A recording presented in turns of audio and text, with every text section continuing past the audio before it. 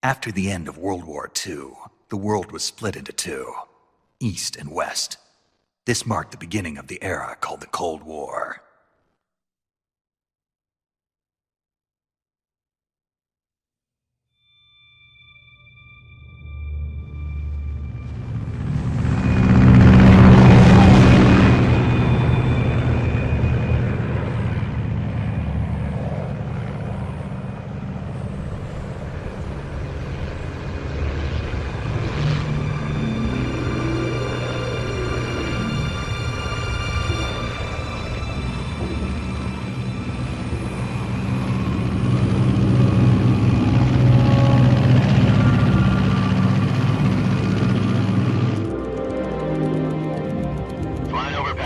Altitude 30,000 feet. Approaching Soviet airspace. 20 minutes to drop off. Commencing internal depressurization. Equipment check. Arm main parachute. All right. You ready to go? Drop zone still showing a high pressure mass. Cav okay. Good. We've got high visibility.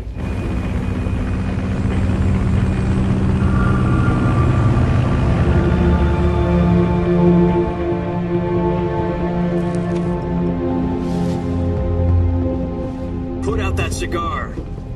Connecting oxygen hose to interior connector. Put on your mask.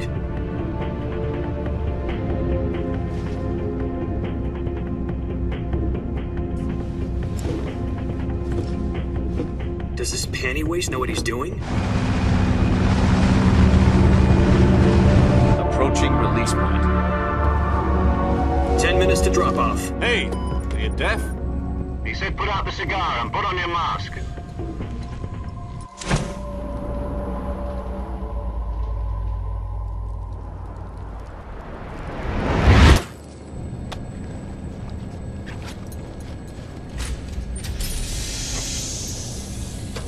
Depressurization complete. Checking oxygen supply. 6 minutes to drop off. Opening rear hatch.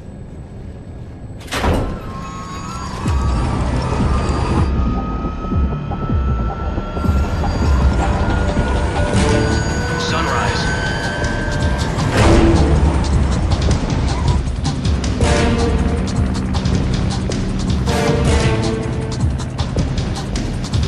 External temperature minus 46 degrees Celsius. 2 minutes to drop off. Stand up. You'll be falling at 130 miles per hour. Try not to get frostbite from the wind chill. 1 minute to drop off. Move to the rear. Activate bailout model. This is one for the history books. The world's first halo jump. 10 seconds to drop off. Stand by.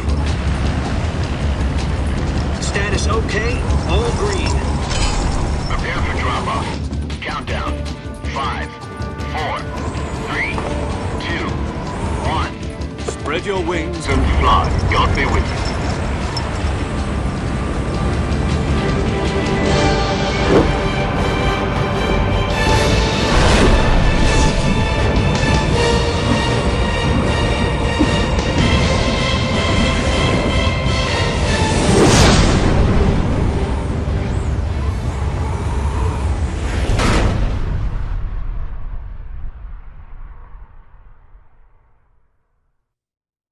Jack, I've got some important news. The head of the CIA has finally given us the green light for the virtuous mission. Virtual mission?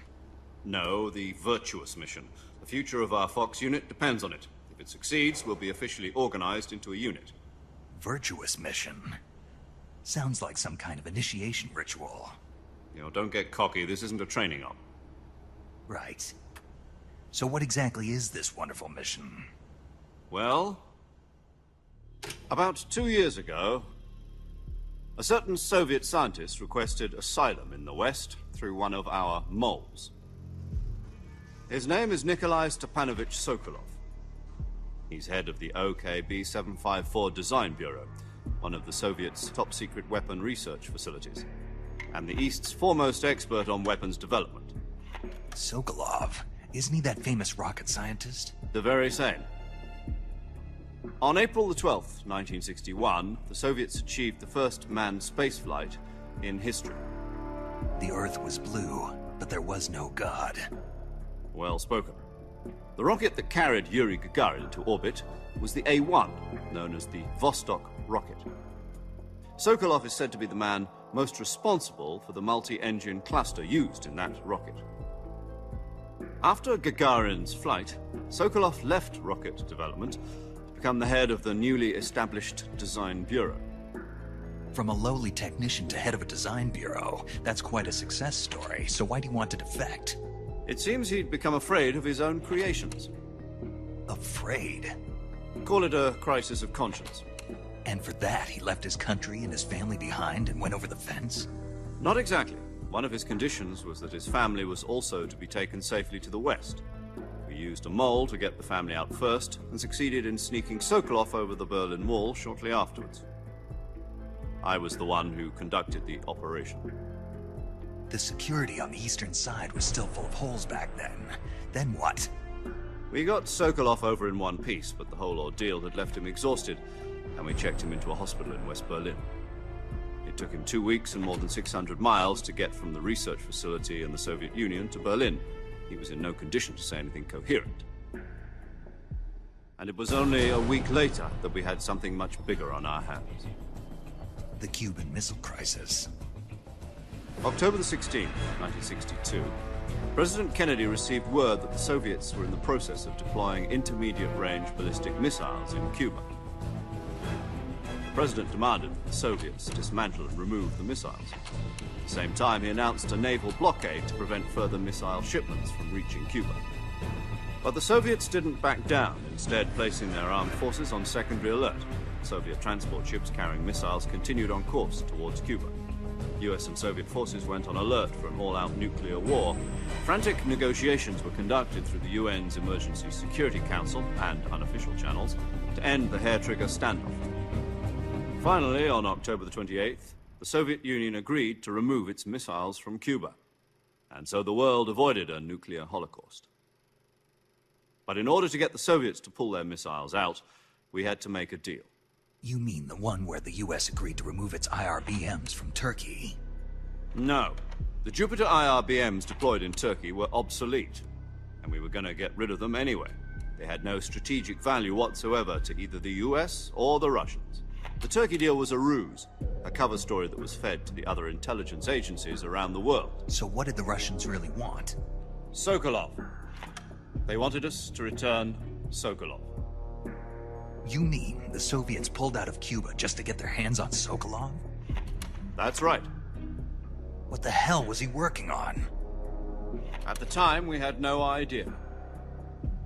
We were running out of time. It was either give up Sokolov or risk full-scale nuclear war. In the end, we had no choice. President Kennedy gave in to Khrushchev's demand. The next day, I got Sokolov out of the hospital, handing him over to agents on the eastern side. Sokolov kept on screaming, "Save me," until he disappeared from my sight. Then a month ago, we received some new information from one of our moles. About Sokolov? Yes. He was taken back to the research facility and forced to continue working on the weapon in question under KGB supervision. What's more, it's on the verge of completion. So what kind of weapon is it? Something to do with space rockets? No, missiles. Same technology. I guess you're right. We don't know the details, but it appears to be a new kind of nuclear device. For half a year now, the Soviets have been conducting frequent nuclear tests at Semipalatinsk. Something to do with the weapon, I assume. We're talking about a secret weapon so big that Khrushchev was ready to pull out of Cuba to get it back. Is Sokolov still in the facility? No. According to our intelligence, he's in Selinoyarsk, a place in the mountains about 3 miles to the west that's known as the Virgin Cliffs. The Virgin Cliffs. Nice name for a virtuous mission. They moved him there just recently. Why? Apparently, they're conducting a field test of the weapon, but it's our best chance to get him back. This mission would never have been possible if he was still in the research facility. This is our last chance. Sokolov must have known that too when he contacted us.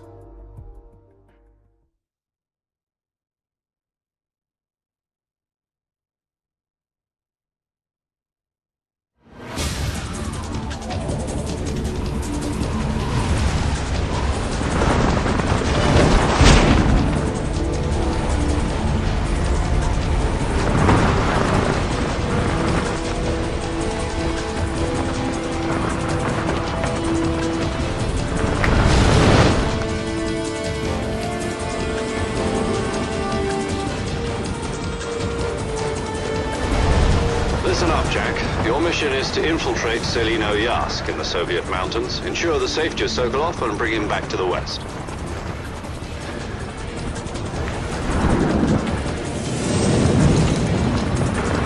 If we don't get Sokolov back before that weapon is complete, we'll be facing a major crisis.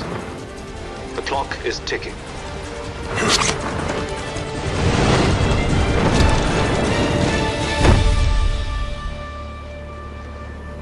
Once we've confirmed the rescue of Sokolov, stand by at the recovery point. A recovery balloon will be dropped at that point. Helium will be pumped into the balloon to inflate it. The process takes about 20 minutes. Once it's complete, the gunship's arm will latch onto the balloon and pull it up.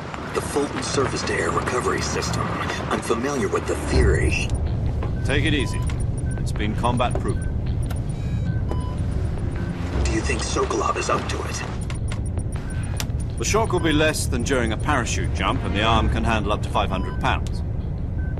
So you're planning on going over the border in a single combat Talon? She's equipped with two 6-barrel 20mm Vulcan cannons, as well as two 40mm machine guns. Sounds like she could hold her own against a battalion of tanks. Even with the fuel in the reserve tank, we're facing a 4-hour time limit. If all goes well, it shouldn't take more than a few hours. Home in time for dinner. But if anything goes wrong, You'll be eating dinner, breakfast, and all the rest of your meals in the jungle.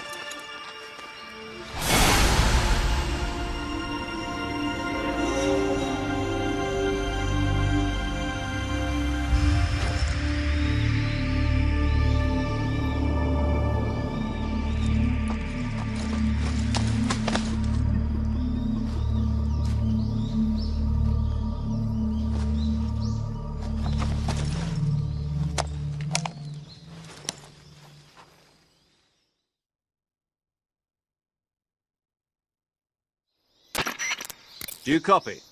You're already in enemy territory, and somebody might be listening in. From here on out, we'll be using code names to refer to each other. Your code name for this mission will be Naked Snake. I'll be referring to you as Snake from now on. You're not to mention your real name. Snake? What, you don't like snakes? What do you mean? You've eaten one before, haven't you? In survival training. I'm glad to hear that. I don't know if I'd ever order one in a restaurant, but... Be careful, you might not have a choice. What about you, Major? What should I call you? Let's see. I'll be Tom. Call me Major Tom. This will be a sneaking mission. You must not be seen by the enemy. You must leave no trace of your presence. Is that clear? This kind of infiltration is the Fox unit's speciality. In other words, weapons and equipment are procured on site. That goes for food as well. You're completely naked, just as your name implies. Great. Now I see why you asked me if I liked snakes. I suppose calling me Snake was your idea of a joke, too. No. There's a good reason for that. I'll tell you later when the time is right. Gotcha. Getting back to the subject, how exactly am I supposed to feed myself? You've been issued a knife and a tranquilizer gun. Use them to hunt for food. You'll also find some medical supplies in your backpack. Yeah, about the backpack. I lost it in a tree on the way down. I see. Well, you'd better go back and get it then. You know where it is? No problem. I can see it from here. It's stuck on a branch.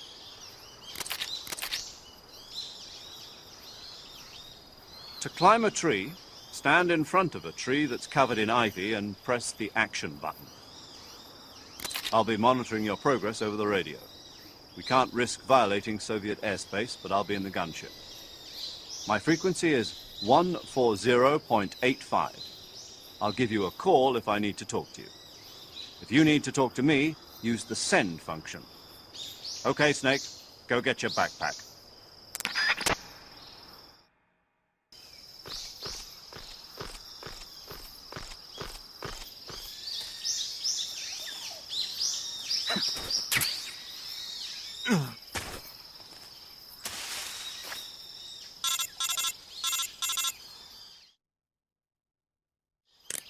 I see you've retrieved your backpack, Snake. To equip a weapon, it's necessary to take it out of your backpack. In the survival viewer, choose Weapon from the backpack. Your available weapons will be displayed in a window in the upper left. From that list, choose the weapon you want to equip and press the Enter button. For other equipped items, just do the same thing from Item. Got it. Use the survival viewer backpack. Yep, that's right. Survival is fundamental to this mission. After you've been out in the field for a while, your stamina will start to drop. If your stamina gets too low, it'll affect your performance. You won't be able to shoot accurately, for example, and your wounds won't heal as smoothly. Keep an eye on your stamina so you don't run out. To recover lost stamina, you can hunt for local flora and fauna. You can use either your tranquilizer gun or your knife to hunt. My only weapon is a Mark 22 Hush Puppy tranquilizer gun? That's right. It's been fitted with its own suppressor. However, the suppressor will deteriorate every time you fire. Once its durability reaches 0, the noise suppression effect will be gone. So don't get too trigger-happy with it. The suppressor's durability is shown in the icon. Any weapons and equipment beyond what you're carrying now, you'll have to find as you go. I have to find my own weapons and equipment? Whose crazy idea was this anyway? Solo covert actions are standard Fox operating procedure. You can't leave any traces of your presence. No weapons, equipment, footprints, sweat, or bodily waste. The same goes for bullets and cartridges, too. Your presence in enemy territory is already a violation of international conventions of warfare. There aren't supposed to be any American soldiers in Russia. It could spark an international incident. You can't let anyone see you. You can't let the enemy know you're there. This is a stealth mission. You're a ghost, Snake, in every sense of the word. And there'll be no rescue if you're captured. The military and US government will deny any involvement in the affair. Then I'll just have to take care of myself, huh? I'm afraid so. You've been given a fake death pill for that purpose. SIS guidelines stipulate that soldiers on covert ops like this one be issued a potassium cyanide capsule. Tape it to your body so you can take it when you need to. How generous of you. Use it if you're taken prisoner by the enemy. It'll send you into a state of false death for a short time. Fooling them into thinking that I'm really dead. So how do I come back to life? Just take the revival pill. You mean that thing they put in my tooth before the mission? That's the one. But be careful. If you remain in a state of false death for too long, nothing will be able to bring you back. Remember that. I'll keep it in mind. You said this was a solo mission, right? Right. I guess that means I can't count on any reinforcements. Correct. The mission rests entirely in your hands. A real one-man army. Relax. There's a support team ready to back you up over the radio. Who? I'll introduce them to you. This time, survival is of utmost importance. The first member of the support team will be in charge of monitoring your physical condition, acting as a medic, so to speak, as well as recording your mission data. She's a member of Fox as well, and she's here on the gunship with me. She? Hello, Snake. I'm paramedic. Nice to meet you. Paramedic. As in a medic who comes in by parachute. Aren't you going to tell me your real name? Are you going to tell me yours, Mr. Snake? My name, huh? It's John Doe. And they call you Jack for short. You're a regular Captain Nemo. A name means nothing on the battlefield. After a week, no one has a name. What's your name? Jane Doe. Very funny. I wasn't joking, but I'll tell you my name only if you manage to make it back alive. My frequency is 145.73. She's also in charge of recording your mission data. Whenever you want to save, send a message over the reserved save frequency, 140.96. So saving lets me record my mission data. That's right. It also records the state of your health. Good to know. There's one more person I want to introduce you to, Snake. Huh? Speaking of snakes, you remember the boss, don't you? A legendary soldier and your mentor. Actually, it was the boss that got the DCI's authorization in the first place. She's going to be serving as Fox's mission advisor. The boss is? She also helped me plan this mission. She and I were at SAS together. Jack, is that you? How many years has it been? Boss? That's right. It's me. Talk to me. Let me hear your voice. It's been 5 years, 72 days, and 18 hours. You've lost weight. You can tell just by the sound of my voice. Of course I can. I know all about you. Really?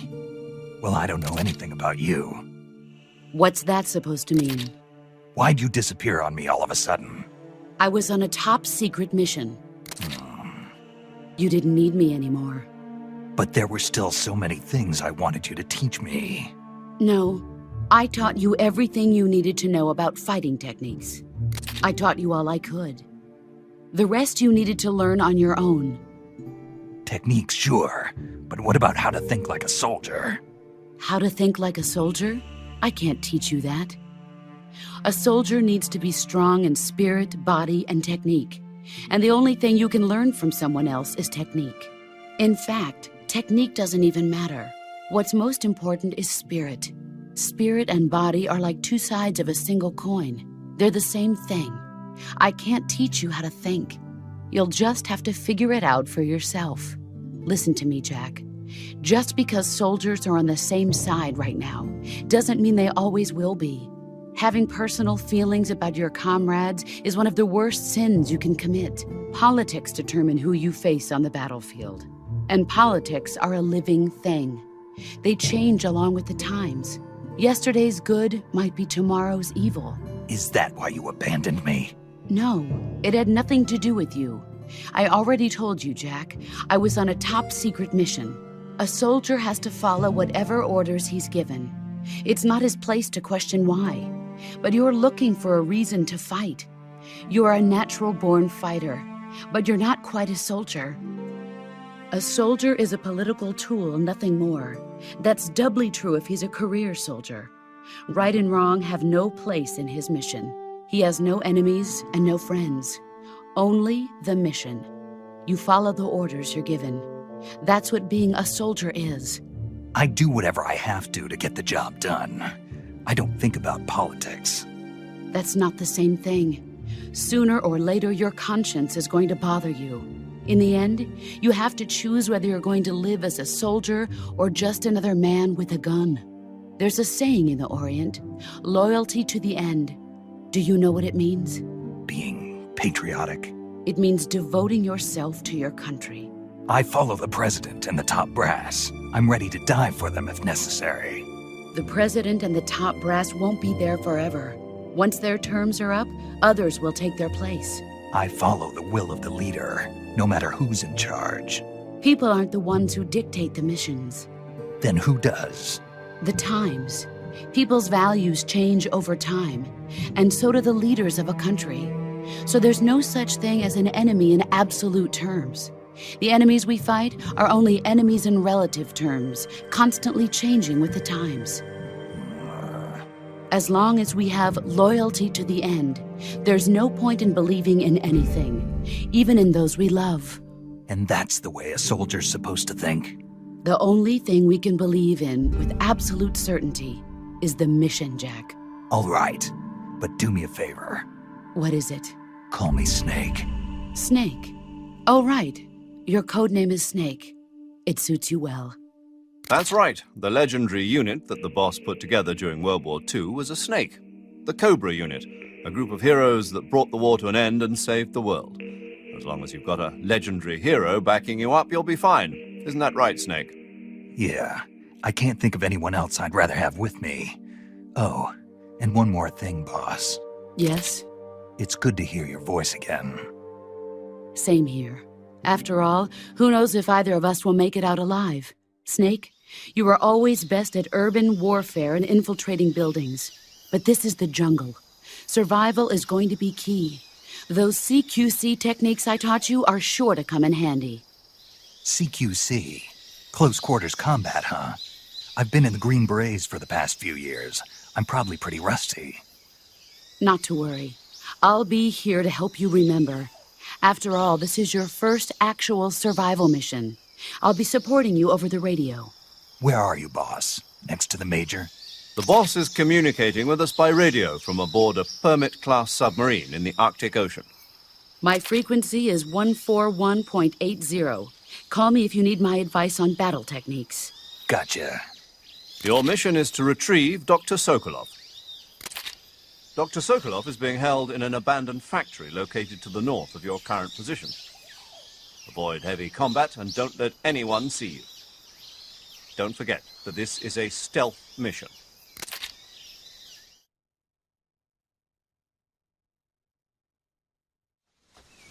Snake, try to remember some of the basics of CQC.